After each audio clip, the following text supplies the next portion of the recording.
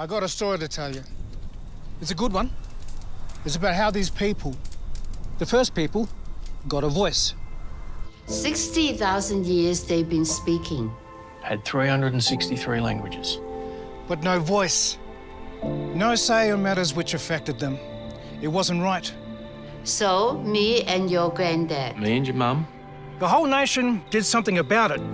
People called their friends and families. People talked about it on the streets, talked about it at work, on the field.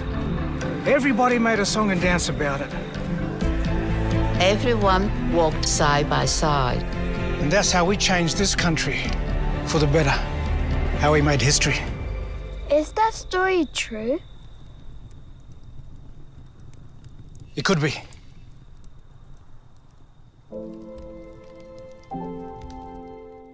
Authorised by the Uluru Dialogue Sydney. Gawambanja, Yuindinari Tammy. My name is Tammy. I'm the Manager Projects Indigenous Advancement at the Indigenous Strategy Unit. Thank you for joining us again today for our third panel session for National Reconciliation Week. And what a great week it has been, and what fantastic discussions that we've had. I'd also like to acknowledge everybody, all our Aboriginal and Torres Strait Islander members in the audience as well. And thank you for coming. And I'll pass over to Nadia, who is going to support with our welcome today. Thank you. So Yolanga Nagambi and Yirujumarang.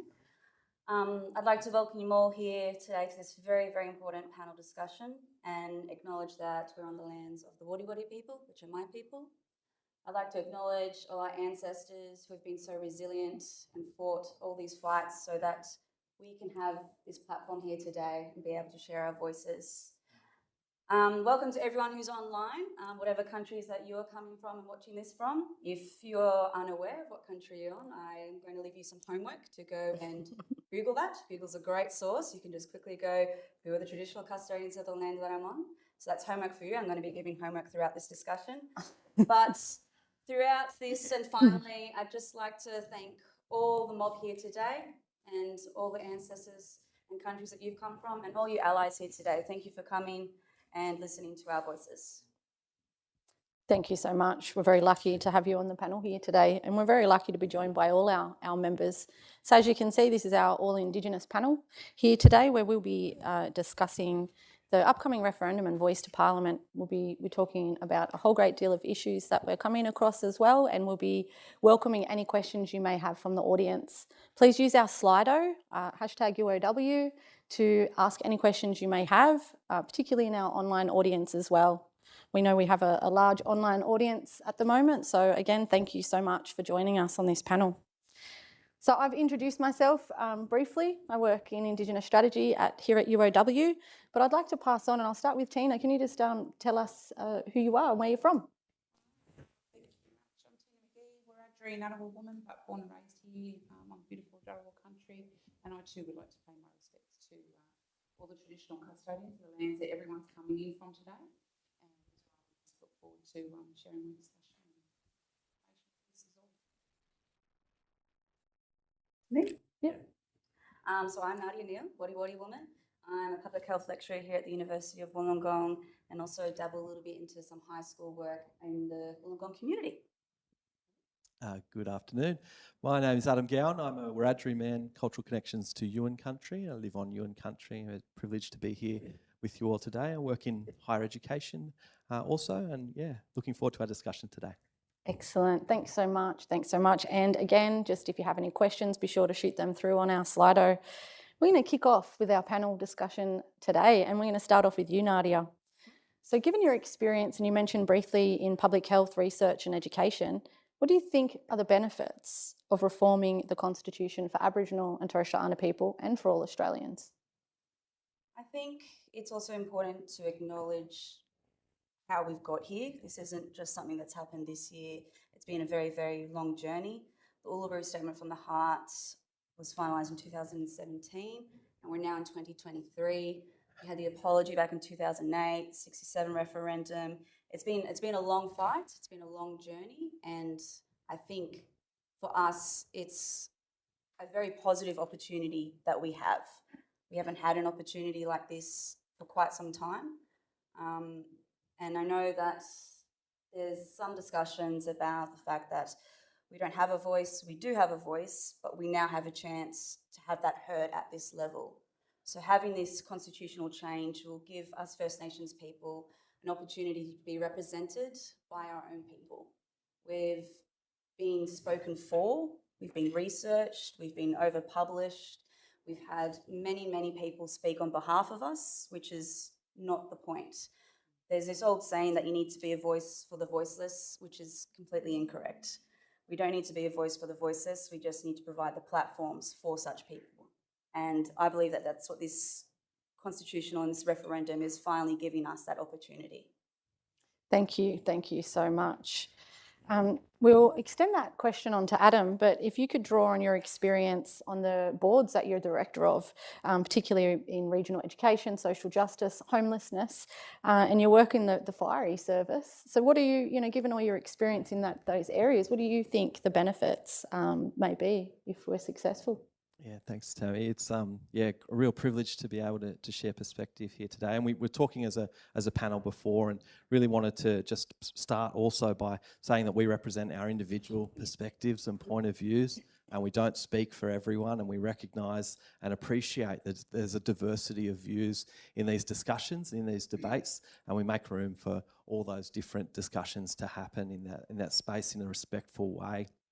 So I think a lot of the discussion goes to about mitigating the negative impacts that the Aboriginal and Torres Strait Islander people have experienced due to the processes of colonisation. And that is really important. But what I'm actually really excited about as well, alongside that, is the ability for us to make positive impacts for all of Australia, for our wider Australian communities, to be able to feed in ideas and innovations that come from our cultural perspective that actually will benefit us as a whole nation. So I think there's a lot there in all those different spaces, in all the different spaces that I walk, all the different places that I have that ability to feed into. I notice that I can make a significant impact using my own cultural lens, but I think this is about making that larger and more applicable across a wider section of being our whole nation. So I think that there's about mitigating the negative impacts, but there's also about bringing the positives of our innovation and cultural lens that we have as well. Yeah, thank you. Fantastic. And, you're right, we are the most written about people in the world, not by the voices of ourselves. So to be able to have a platform to provide that, and as Aboriginal people, we've been shaped and categorised. It's time for us to jump out of that box and say, hey, it's 21st century. This is who we are now, and this is what it means to be Aboriginal or Torres Strait Islander today. Thank you for that. Tina, we're going to ask you a question, chuck over to you. And, would love you to draw on your wealth of knowledge and experience in employment welfare and the community service sector. And if you could have a yarn to us about how you think the constitutional reform will impact the local community. Yeah, and again, I think drawing on what Adam said, from my experience or from my speakings, I'll be speaking from my own lived experience and professional experience. But I think in terms of child protection, we all I'm sure, have heard about the stolen generations as one part of colonisation and the impacts of that. And one of the things that today, child protection never meets the threshold for being able to, or it's too high a threshold to be able to have these community level discussions. And I'm hopeful that by having a voice, we will be able to, both at a local, regional, and state level and national level, be able to address child protection matters. I mean, if we think back, the 1977. Bring Them Home report stated that there was 20% of Aboriginal and Torres Strait Islander children in out-of-home care. 1997, I think it had rose to something like 35%, and we're now somewhere between 43 and 53%, depending on what area we're coming from. So it's that old saying: if we keep doing the same things that we've always done, we're going to get the same results.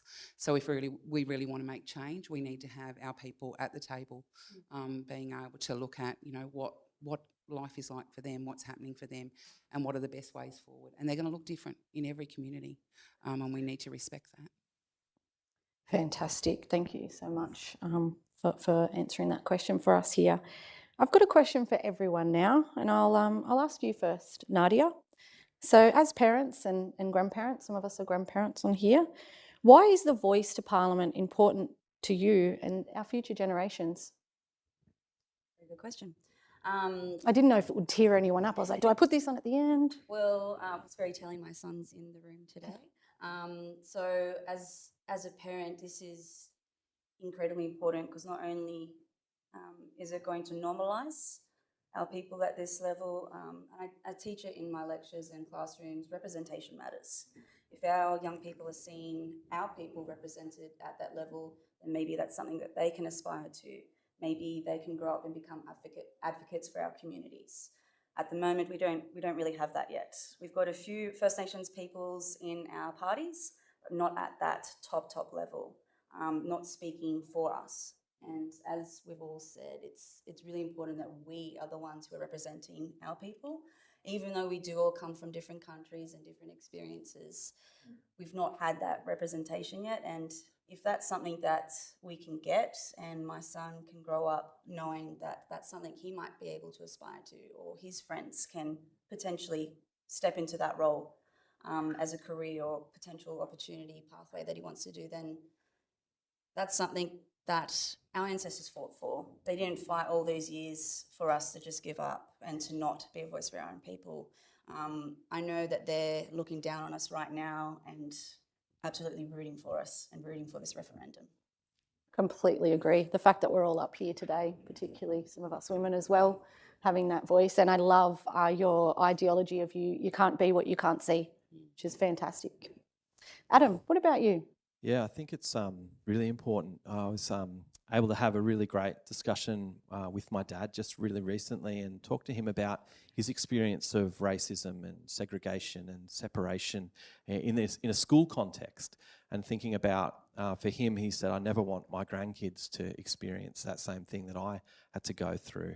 And I think that's the thing that we get to do in this opportunity. It's about having an opportunity to clearly identify and address some of the structural nature of the racism that exists and continues to exist in the spaces that we exist. So I think that for our kids, we get to actually have that opportunity where that can start to be addressed at that level, which is a really important part of it. Yeah. And if you have kids, you'll know that our kids are really starting to become really well educated, in particularly New South Wales. And you need to keep up, some of us as parents, and make sure that we take the time to find out more and have meaningful and engaging conversations with our children at the dinner table. Tina, as a parent and grandparent. Parent and grandparent. Parent of 3 adult children and 5 grandchildren from 1 to 9. And I think for me, drawing back on that, I don't know if people are aware, but 1972 Principal's Handbook here in New South Wales, which covered ACT, Principal had the right to say an Aboriginal person couldn't attend school at their own discretion. And so when we think about that, that's not that long ago. And we think about our own upbringing and even, for those that, may feel that they've lived a pretty good life but the history talks for itself, and I think the statistics are growing up. But I think when I think about that question, for me, it really is quite deeply, I think for every single one of us, and Adam, you drew on this, that, this isn't just about Aboriginal and Torres Strait Islander people, it's about all Australians. And I think when I think about that, I think for me that it really is about, having a brighter future for our children and our grandchildren. But I think for everyone, what is our why? What's our purpose in life? Like, why are we all here? And I think for many of us that have got children or grandchildren, in some way it's about what legacy we're going to leave behind. And quite often the people that we're thinking about are, our families, our friends, and most importantly, our children and the loved ones that we leave behind. So for me, and I think drawing on that, as Nadia had talked about as well, we wouldn't be here today if it wasn't for those that have gone before us, and I feel quite privileged to, have been raised here on this country and be, have the privilege to work in our community here. And I think, those teachings and those learnings being passed down are really important for us all to learn from. Yeah, and it will ensure that we remain the oldest living culture, or one of the oldest living cultures in the world, which is quite important for us to do. So thank you for answering those questions. I know that one could have been quite difficult when you get asked about your children and what you see the future like for them. So I want you to now, in the audience, reflect on how you could be a voice for generations. So our question will go to Adam. So as you're aware, and we're all aware in this room, some of our people have been experiencing some backlash in the media, in community, in cafes, Some of my mentors and some of the strongest people and women I know have been confronted, particularly with some difficult conversations, but whilst they're out in a public place, and the response that they would generally take wasn't the same. So I'd like to have a yarn about just that today, and just, you know, we're aware that there are some backlashes and some of our people are experiencing this. Do you have any words of advice for some of our people who are out there holding space? Yeah, it can be really difficult, and it's a difficult thing to engage in, but it's really important that we do it really well. And really well means that we're taking care of ourselves, that we're really slowing down, stopping, that we're actually setting the tone and the agenda of the discussions that we're engaging in, and that we do that really intentionally, and to do that in a way that is preserves our sense of safety and security, and checking in on each other too. So I really, you know, that's something that I really want to bring to this forum too, is make sure you're checking in with each other, checking in with other people that are holding that space as well, because chances are they're having similar experiences to you, and we're better if we can share those things and actually work through them together. There's so many amazingly strong people that have really been stumped by this. I think it's really interesting to see that. And so I think for us, there's something there about having the appropriate boundaries too, about, you know, if you're just confronted straight away with a question, should I vote yes or no? Just go, well, can we make space here to have a deeper conversation that's actually more relevant rather than putting a dichotomy, but let's have the conversation about understanding what this space is that we're engaging in, and doing that in a really considered way, way that makes sure that we retain our sense of safety and security. Yeah. Tina, some people may act different, or their response may be different. Did you want to maybe yarn to us about that? Yeah, I think I was reflecting on, you know, that I suppose particularly in the space that I've worked in terms of trauma, that, you know, quite often that can be, you know, a trauma response. Even when we think that we've, you know, dealt with things. I reflect on myself. Mum worked at DCJ for 30 years. I thought I had all my life together and thought everything was wonderful. But sometimes when you get asked a question, and it might not be in a safety circle, it may not be with people that you know. We all, you know, can have an experience where we've had a negative experience in the past, and then if we, you know, it's like if you have a car accident, it's probably going to be a bit rocky when you're going back to that same place, you know. So for me, it is about thinking about, you know, that trauma response and not being too hard on ourselves, but putting in place the strategies that Adam talked about. But simply, if we're not up for answering that question, today's not a good day. Yeah. You know, there's no obligation that we have that. You know, if we're talking about sitting and really having a voice, it's a two-way dialogue. It's a two-way relationship. For most people, you're not going to share your most intimate details with a stranger, you know, but for many of our people, it's almost the expectation at times, you know, that we're supposed to share what life's like and how that feels. And so, you know, for me, I think, you know, those boundaries are really, really important. And I know I certainly will pick and choose where you know, I feel that I'm strong enough to. I don't owe anybody anything, and I'm happy to have a conversation if it's in a respectful, meaningful way. But if the person that's coming at me isn't sharing their views or their approach in that way, then I don't feel that I need to, you know, follow on further with that discussion. Yeah, fantastic. Yeah, so just be mindful of, we all have different lived experiences. That's right. And we're, you know, be mindful of that when you're asking questions you might have. Nadia, so we get this question, we've had this question quite a lot come through actually, and it's about our non-Indigenous allies. And I thought I would put it in here to get a you know, Indigenous specific answer, or some Indigenous specific answers. And do you have any words of advice or anything you would like to say to our non-Indigenous allies who are wanting to stand by our side in solidarity? Yeah, of course. And it kind of flows on from what we've been talking about in the previous question. So change is hard. And what we're proposing with this referendum is a change. And change then requires us to grow. So this is going to be an opportunity for us as a nation to grow and to move forward. And unfortunately, as human beings, we tend to fear what we don't understand or what we don't know. And for most of us in the room here today, you're engaging in these conversations. You might be reading the literature. You might have colleagues who are First Nations, so you're involved in these discussions. But unfortunately for a lot of Australia, they're not. And there's not this education surrounding what a referendum is, what does it mean about constitution. And so there's a lot of miseducation which can happen in just our general communities, in everywhere, our workplaces, our schools. And so I think as allies, I know that this week is all about being a voice and allowing Aboriginal people to be a voice for ourselves, a voice for a generation. So not always, you're not going to have the opportunity to always have, I guess, 1-800 dial an Aborigine to get them in to have their voice.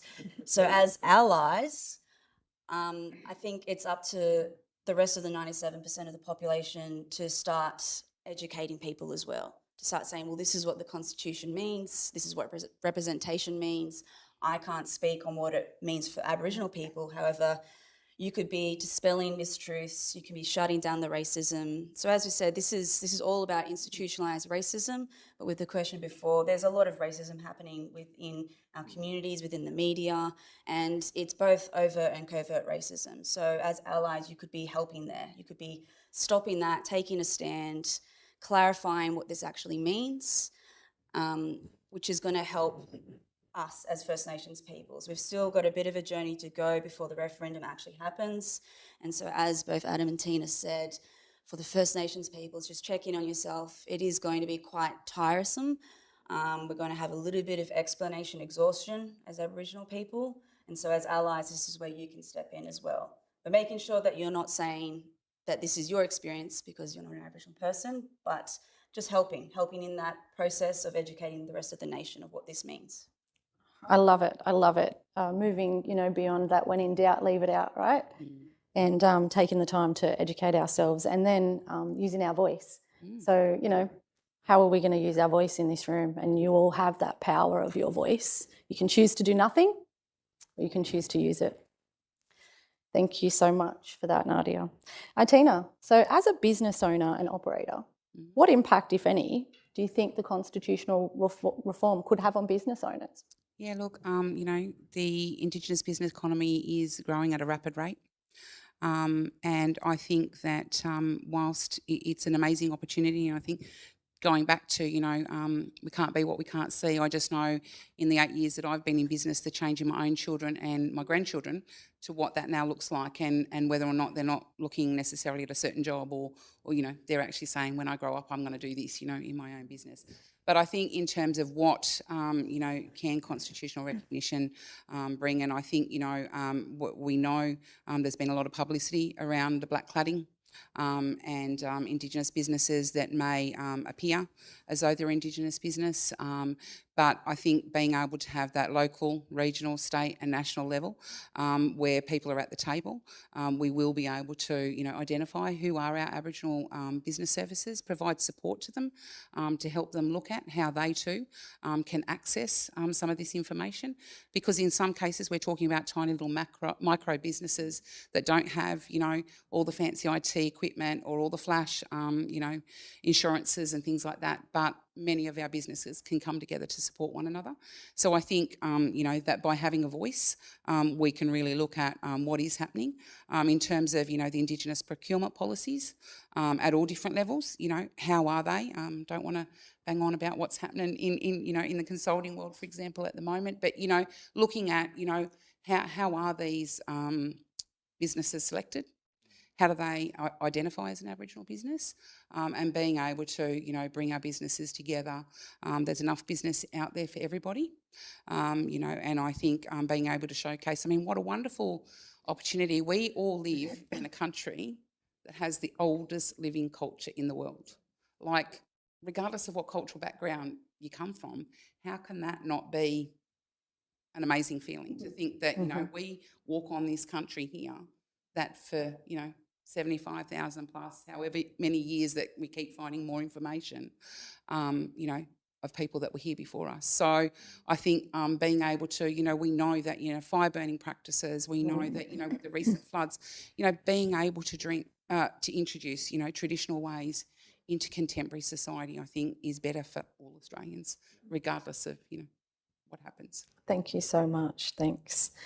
So I've got another question I'll ask to everyone, and we'll start off with you, Adam. So what are some of the myths that are currently circulating that might need to be debunked? And you can talk with specific reference to our 1967 referendum, and we're all aware of some of those misconceptions that have followed for 50 years through this period of time. So, well, I think some of the myths that there's quite a few. I think one of them is that it'll be a third chamber of Parliament. That the voice, if it gets up, will be that third chamber and will have a veto power and all this. That's just simply not true. But there's a lot of misinformation out there that is going to be the case. There's other myths about how it will be formed and it really, I think there's some great information out there produced by the First Nations Referendum Working Group, which is a group of about 15 or 20 eminent Aboriginal Australian people who are working on the design principles for the voice. And so I'd encourage people to really look those design principles up and have a look at that. It's really only probably a page or two information sheet, but I think that addresses a lot of those. The other thing is that, that it will just clog up the parliamentary process, and that it'll make any passage of any law take, an inordinate amount of time, which is, so not true as well. Lovely. Thank you for that. Nadia or Tina, did you want to add anything to this answer? Nadia? Yeah, there's a no campaign that's going on at the moment, and a lot of promotion surrounding why we should vote no.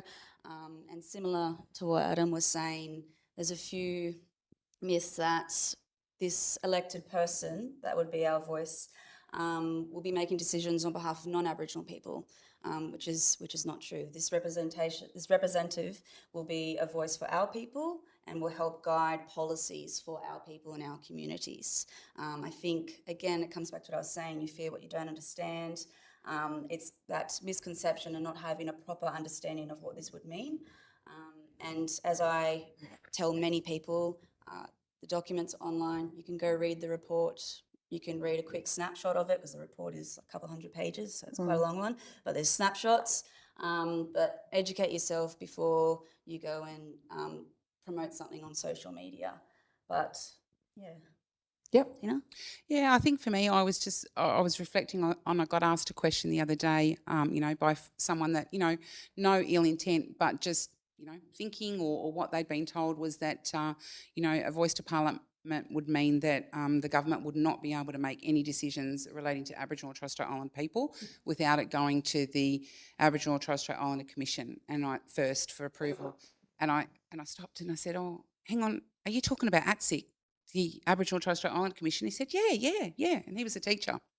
So, yeah. And I said, oh, they actually were folded or abolished in 2004, in last operation 2005. We're certainly not going to be going to ATSIC. So I totally agree with our panel. Oh, look, I'm a bit older than the other panel members. So in my time, ATSIC wasn't a bad thing for me. It wasn't a bad experience for me. So it was a good thing, and it gave us a voice. And I think, that, like Nadia and Adam have said, it's important to do your homework. Have a look, find out. There's videos, there's lots of reports. Have a look, read it, find out for yourself to make an informed decision. The other thing from an Aboriginal community perspective I just thought of is sometimes I think people are thinking that it's going to replace the organisations that are already established and doing good work, and that's one of the design principles, that is to work alongside those existing organisations and existing structures, and so that's a really important piece of the puzzle as well. It's not a whole big, replacement of those things that are working well for our community already, but it's actually something that will strengthen those things in that space as well.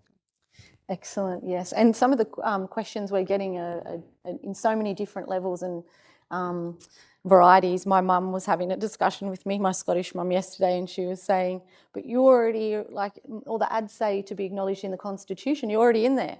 I was like, yeah, Mum, but it's a change to the Constitution. So she was quite confused about what it actually meant. So I didn't realise at that time that I needed to use my voice in my family and then help my mum as a non-Indigenous woman use her sphere of influence in her work to reach out to our called community. So it was a nice conversation, but it was also, it made me realise that I actually am not doing as much as I can as an Indigenous person to use my voice. So thank you for sharing that with us today.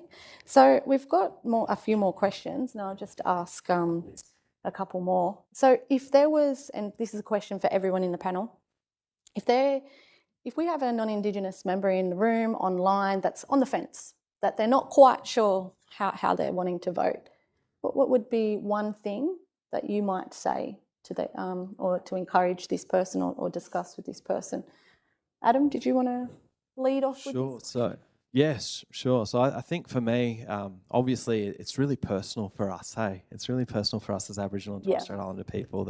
And so I would just basically share my story and share why I'm voting yes. That is something that, you know, I think is going to make a significant difference for my family and for our nation. You know, we talked about that before. It's not about only addressing those negative impacts, but it's about extending the positive impacts and positive innovations that we have as Aboriginal people to be able to share that with our nation more broadly. I think there's another argument, going back to that last question too, that sometimes that argument is put that it'll re-racialise our nation. I think that there could be nothing further from the truth. I think this is a wonderful way to actually integrate our understandings of what sovereignty is and have that big talk about sovereignty, about that huge concept, without ceding our sovereignty, being able to integrate the sovereignty that we know and experience as Aboriginal people into the mainstream, into the nation state through this constitutional document. So that for me is a whole bunch of reasons, but I think for me sharing those would be the way that I would approach that. Yeah. Nadia? Some of the conversations that I've had, which could, for the fence sitters as well, is it goes back to, I know there's a lot of confusion of information that's been pumped throughout the media. And like I said, with the No campaign as well, it was actually one of my students who showed me, went through some of the things that she's been seeing on her social media. And she asked me, what do I do here? Well, I don't know, I'm not an Aboriginal person. Can I say something? What would you say? And a lot of the statements were about, from the No campaign, it's about that we don't need a voice to Parliament, we just need to be heard. And I flipped that and I was like, absolutely, we do need to be heard. And the way we do that is by getting ourselves on a platform where we can be heard. Currently, we don't have that platform, we don't have that representation. We do have voices, and if we don't get this platform, then we're just going to be continuously yelling into the wind. And we've been doing that for far too long. But if you ask someone who's not sure on how to vote, as Adam said, ask, get some stories. I'd love to just say vote yes, but I can't tell you what to do. But I am wearing the shirt. But it's completely up to you. That's the society we live in. That's why we're going to a referendum. But yeah, think about the fact that it's not about you. It's not going to affect you. It's about us as First Nations peoples. So where will you sit in history? What side will you be on, essentially? Like the video that we had at the beginning, where Uncle was just like, yes, this could be true. This could be our story. And I would love for it to be our story. It's so powerful. Tina, did you have anything to add? Or Look, the only thing I'd probably really add is that, you know, if we're having a genuine discussion or we're genuinely wanting to hear from someone and we're going to ask those questions, you know, come from a place of good heart. You know, that inquisitive inquiry. You know, quite often we talk about that sometimes, you know, it can seem as though either party is becoming offensive or aggressive, and maybe it's, you know, this trauma response, and that's for everyone. But, you know, if we can't have big conversations as adults, what does that show our future generations? You know, this is all about sitting at times with that silence or uncomfortableness to move through, you know, and if we think about healing through anything, if any of us have been through anything, we have to go through that period. So it's difficult for everybody. And I think just being open to that, that, you know, being kind, in the way that we asked our question and in hearing that response, even if it isn't what we agree with. Because like Nadia and Adam said, like if you're a non-Aboriginal person, it's not that lived experience for you. And all of us are going to have a different experience. And so probably the one thing I would say is that I certainly wouldn't be listening to an Aboriginal person that said they speak on behalf of all Aboriginal people because we don't. And so that's the thing, right? Everybody has their own lived experience. So, yeah. Lovely, thank you. We will encourage you all to submit some questions through Slido. We do have a few more questions, but some excellent questions are coming through on Slido that I wanted to address. I'm not saying they're better than my questions by any means, but they're really, really good, particularly this one. And as I mentioned yesterday, I'm a former history teacher, so it was really important for me to teach the true history of Australia to my students. So this one really hits home for me, particularly because I know the plight and fight for social and political justice. And as Nadia mentioned, the path has been paved for us, but we're just tidying it up and cleaning it up and making sure it's bright. And we're bringing you alongside now to walk with us on that path. So after repeated and ongoing promises being broken by governments to communities, why do you think Aboriginal communities continue to want to work with them? Tina, did you want to start this one off? Yeah, and the first word that comes to mind is resilience, but it's a bittersweet because part of me is sad that, our past generations have had to go through what they've gone through for us to be able to have what we have today. But in terms of that in the future, I think it just demonstrates that Aboriginal people genuinely do want that relationship. We wouldn't be here coming forward for this over and over and over if that's not what we wanted. I think back to a time when the Northern Territory intervention came into play, and I know some of for me as a mother of boys, having uncles, grandfathers, and almost, as though all Aboriginal men, were perpetrators or pedophiles, and it was a horrible time.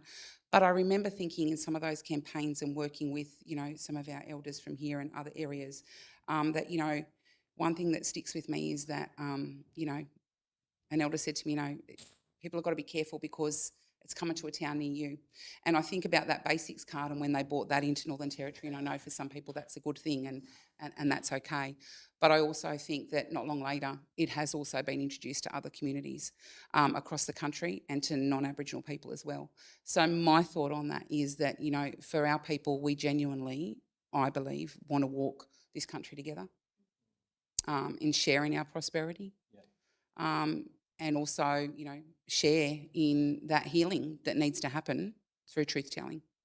Because currently, when we talk about history and what's, my adult children, 23, 27, 29, for them, only my youngest got to do Aboriginal history at school in a local high school here in Wollongong because it was an elective and, even though there were 1,500 students, not everyone wanted to do it. So I think, the time is now that we need to share the truth and what our country and how our country was built. I think on that sharing, that irrepressible generosity and optimism are just so ingrained as part of our cultural values that's just the way we do things. We want to share, we want to actually make sure everyone's looked after, everyone has, what they need. That's just part of our values and our cultural standards. Because I'm just going to keep extending. Yeah. Well, we could have easily turned to anger. We could have easily turned to revenge. And I think as human beings, psychology, that's what a lot of what goes in us, the fight or flight mode. But as both Tina and Adam said, we come from love. We come from a place of love and we come from a place of healing. We want to heal. And as Tina said, we're proud of our culture. We've got the longest surviving culture. Why wouldn't we want to share it? We want to share it with the rest of Australia. We want Australia to come on board. We don't want to be divisive. We don't want to be vengeful. We want to heal and we want to share it and we want to move forward. And that's essentially what reconciliation is. So that's why we're here, why the theme is a voice for generations. It's all tied in. Thank you. What fantastic answers they were. It's really exciting to see how this constitutional reform could potentially impact education systems and what the future of Australia might look like. So we have another question come through that is fantastic that I'll throw out to the panel. I've heard some people saying that a voice to Parliament would be the final act of assimilation. How do you respond to this argument? Whoever feels comfortable starting off with this one. Thanks, team. As I've said, I feel that we have an amazing opportunity, and some people can perceive this as a tokenistic action from our government. Maybe it won't work, but we don't know yet. We need to get there first. We need to have this opportunity. We need to prove that we can do this. We need to prove that we're going to use this opportunity to benefit our people. And also, on the other side, the government needs to prove that they will work with us. Can be foreseen as tokenistic, can be foreseen as a part of assimilation, but we need to be realistic about the society that we live in now. This is how we're going to make our changes. I know that for some people, the argument is we shouldn't have to ask the government for this, we shouldn't have to abide by what our current structures are, but that's how our society is run. This is the processes that we need to do in order to get our voices heard, and we need to take a win when we have it. We have this referendum coming up. It's an amazing opportunity. Take this win while we can. We might not get this ever again. Yeah, it's great. I think we too need to take into account the historical context and the power dynamics too. Like we actually can trace back, 1967, the referendum and what that meant and led to, in terms of your Kala and the Barunga statement, all these things. And then we get to 2000, the Walk for Reconciliation. And then we get to 2017 and we have the Uluru Statement from the Heart. So we actually can track a through line of our own movement actually taking the lead on this. So it's not imposed from above, but this is actually a movement that we own as Aboriginal and Torres Strait Islander people coming through, asserting our self-determination in that way, coming through from us, not from above. That makes sense. Yeah, I think, and following on from you, Adam, I think, for me, that's what it's really about, is by having a voice, at that table and being able to genuinely, communicate, have a decision in how things are designed, touching on research, is it people speaking on behalf of us? Who's analysing the data? Who's telling the story? Whose story are they telling? Or is, somebody else telling? We use a lot in government departments, or government departments use a lot of evidence-based data. What data? Data from where? Other countries or here in Australia?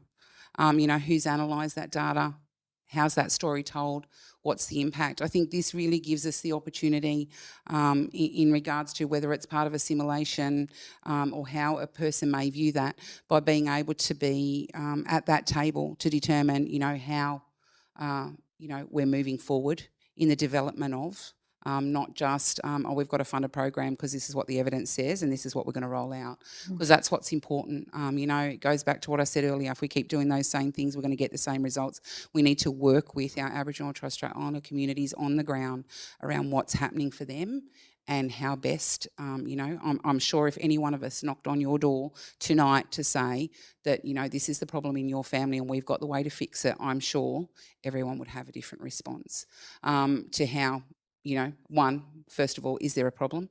And second of all, how's that going to be fixed? So I think, perspective is wonderful, and that's the beauty, right, of us all being individuals.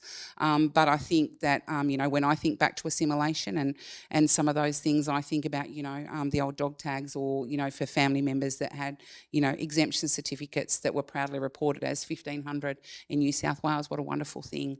It allowed Aboriginal people to move around and get a job and do all of those wonderful things. But it also stopped us from, being connected to our families, being able to speak our language, being able to practice any spiritual beliefs that we did.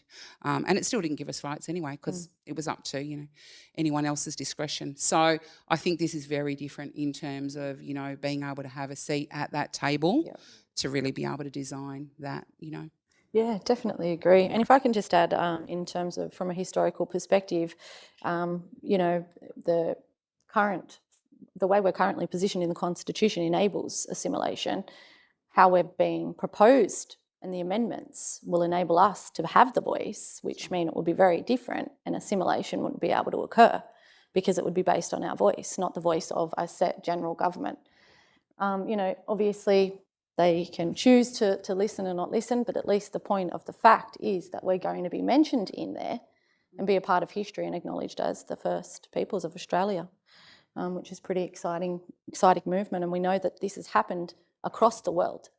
I know that in Mexico this happened in the 1500s. So we have this happening in so many different places. There's lots of places we can look to mirror for an example and look at the impact that has.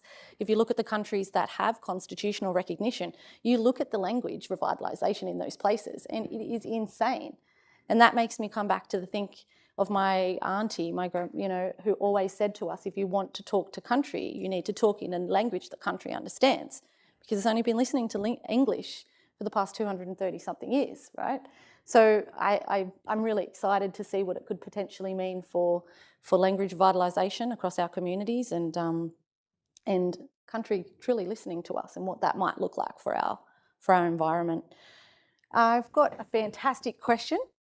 So will this constitutional reform unify or divide Australia?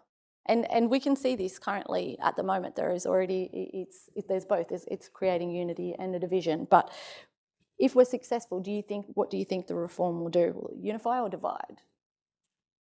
Anyone feel free to jump in? I have to be optimistic and say it's got to unite us. It's got to actually integrate us together and make us stronger. I think that's the deep hope of all of us here on the panel, and all of us, I think, wider, who are supporting the Yes campaign. It's our deep hope that it will really unify in a profound way. Yeah, I tend to agree. I think, Adam, that I think just, by the virtue of being able to openly share and with the truth being told, that I think for future generations, and I think we have seen change. For me, culture doesn't stay stagnant either, and while we, can't forget our past, our new and emerging are coming through too, and they too are showing that they too can pave that way already. But I definitely think that, being able to, it's like anything, those tables now where you go to a cafe and all different people are sitting at the cafe at that one table. Generally what happens, you usually have a little bit of a chit chat, or more than often. So I do agree. I think that it will unify. Excellent, thank you so much. And let's see what can happen if we all work together on this movement for more respect and equality for Aboriginal and Torres Strait Islander peoples. We've got one last question, I think, and then depends how long we take, and then I might check another one. So this comes in from a member of our audience.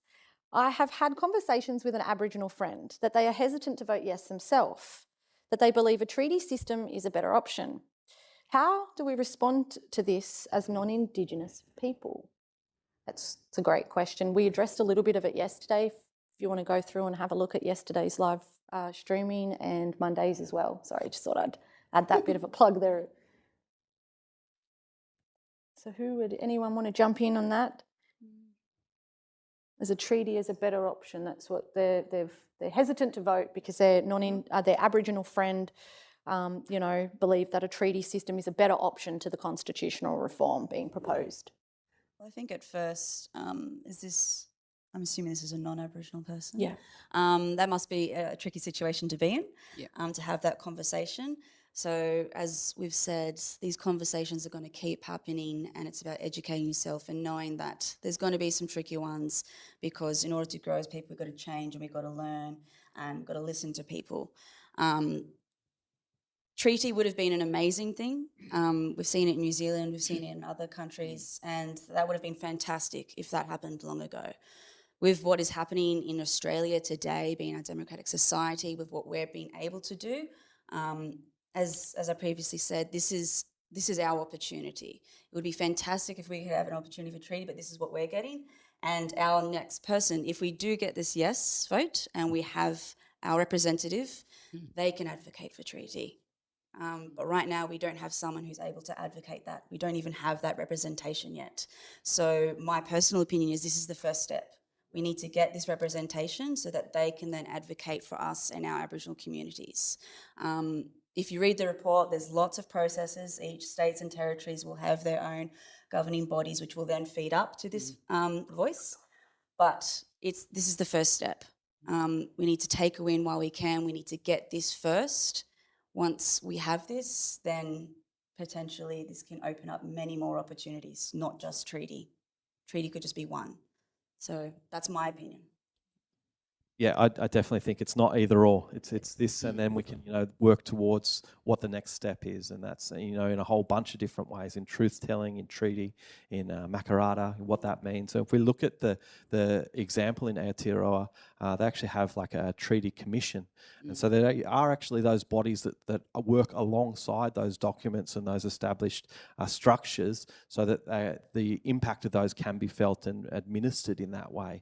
So I think that there are some really good learnings that we can take away from how we establish this voice as a structure, to then as we move forward we have some lessons already under our belt from our own context as well, for about how a treaty and system of treaties may work and be really effective in our own local context as well.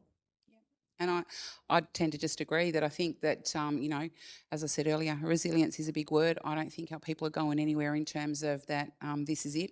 I think that regardless of what comes first, together as a nation, we'll work out what's best for us and how we can do that. Fantastic, fantastic. And similar to our Māori brothers and sisters, maybe one day we'll get our seats in Parliament held and set aside for us too, as a part of this next movement. And I often think of one particular person who's in this room actually, who has a yarn about the voice to Parliament and talks about the journey and says, we don't know what generally happens in our journeys, but does that mean that we're not going to take the trip? That's right. So we're planning a trip with our family. We don't know what's going to happen. Thanks, Kath. We don't know what's going to happen. We don't know if there's going to be a roadblock. We don't know if an animal's going to jump out, if there's going to be a detour. We're not sure of those things at that point in time, but we still take the trip. So that resonates with me so much. And my mum really understood that too. She was quite excited about that. I said, are you still going on the trip, Mum? And she's like, we're coming. I was like, fantastic, Mum, you go. So, I know, right? So I love that analogy, and I think it's important to reiterate what Nadia said about not being the voice, but holding space. Let's make this business as usual. Let's make us business as usual. Let's not be an afterthought, as we are generally in lots of different things. Let's make this happen and just us be at the forefront of things and ask us to come to the party prior to talking about us rather than at the end and saying, can you look at this document and see what we've written about you to see if it's okay? Yeah. We'll write the document, thanks. We are moving in our academic space. We are able to hold this position. We're able to write about ourselves now, which is really important. So we just need to get into some other spaces and hold that there. I'm a bit concerned about our digital space at the moment, but we'll move into that when we get the chance. So I think I have one more question. Let's see if we can get this in. I could sit here all day and talk about this, and I'm sure you could listen to this all day, because it's our first opportunity at UOW that we've had this discussion as an Indigenous panel and for us to ask these questions. I just want to thank our panellists again for providing a safe and comfortable and welcoming, inclusive environment for us to feel like we can participate. So thank you for that. Last question. What do the panel most look forward to in the version of Australia where the voice is successful? Love it, and that's how we'll finish up. And so what do you look forward to the most?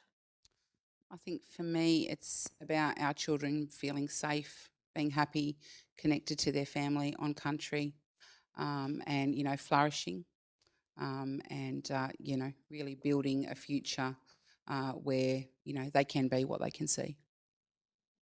I think it's going back to a couple of other answers. It's the strengths of our culture being really celebrated and really integrated into everyday life and who we are and our character and our identity. That's something worth getting exciting about. Yeah. For me, it's both for our generation, but the future generations, knowing that we're finally accepted at all levels in our society and that we're included. So knowing that Australia actually welcomes us. Excellent. Thanks so much for staying with us today and tuning in and It's been a fantastic opportunity to offer this session to you and all the other sessions that we have offered this week. We have our community day tomorrow. Be sure to come in, and it's at the Duck Pond Lawn, I believe. Join us on our cultural immersion event. We thank you again from our panel. I thank everyone online and face-to-face for joining in on this discussion, most crucial discussion. Remember, how will you be the voice for the generations? Thank you.